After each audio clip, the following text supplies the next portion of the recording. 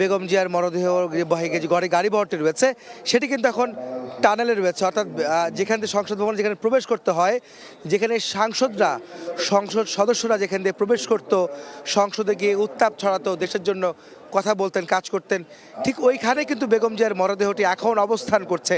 তার গাড়ি বহরটি ঠিক পুরনো জায়গা, যেই সংসদ ভবনে তিনি নেতৃত্ব দিয়েছেন, যে সংসদে বেশ কয়েকবার অর্থাৎ 3বার তিনি নেতৃত্ব দিয়েছেন, 3বার তিনি ক্ষমতা এসেছেন, 3বার তিনি প্রধানমন্ত্রী হয়েছেন, সেই সংসদের সামনেই, সেই সংসদের যে প্রবেশ পথেই কিন্তু তিনি রয়েছেন।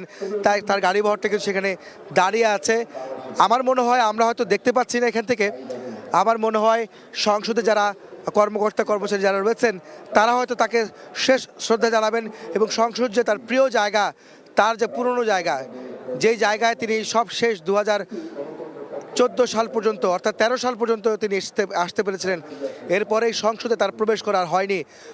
একতরফা নির্বাচন হয়েছে পরপর 3টি, যে নির্বাচনে তাদের অংশগ্রহণ কিংবা বিজয়ী হওয়ার বা বিরোধী দলে যাওয়ার কোনো সুযোগ আর রাখেননি বিগত সরকার, যে কারণে বিএনপি চেয়ারপারসন বেগম খালেদা জিয়ার আর সংসদে আসা হয়নি, বিএনপিরও আসা হয়নি।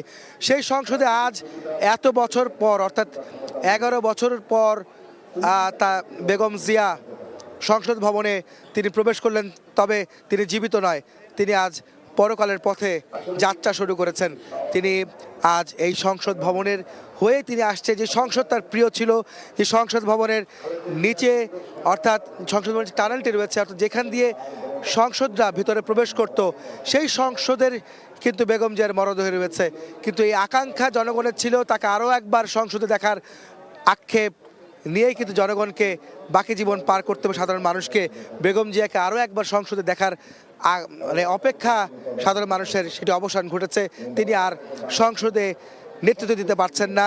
হয়তো তার পরিবারের সদস্য কিংবা বিএনপির কোনো নেতৃত্ব, অর্থাৎ তারেক রহমান হয়তো হাল ধরবেন বিএনপির, যিনি হয়তো ক্ষমতায় যদি জনগণের ভোটে আসতে পারেন, তিনি হয়তো তখন সংসদে যাবেন, তার মায়ের প্রতিনিধিত্ব করবেন, দেশের মানুষের প্রতিনিধিত্ব করবেন, দেশের 56,000 বর্গ মাইলের প্রতিনিধিত্ব তিনি করবেন, গণতন্ত্রের প্রতিনিধিত্ব করবেন। সেটি কিন্তু সাধারণ মানুষ আশা করছেন, যদি বিএনপি জনগণের ভোটে ক্ষমতায় যেতে পারে।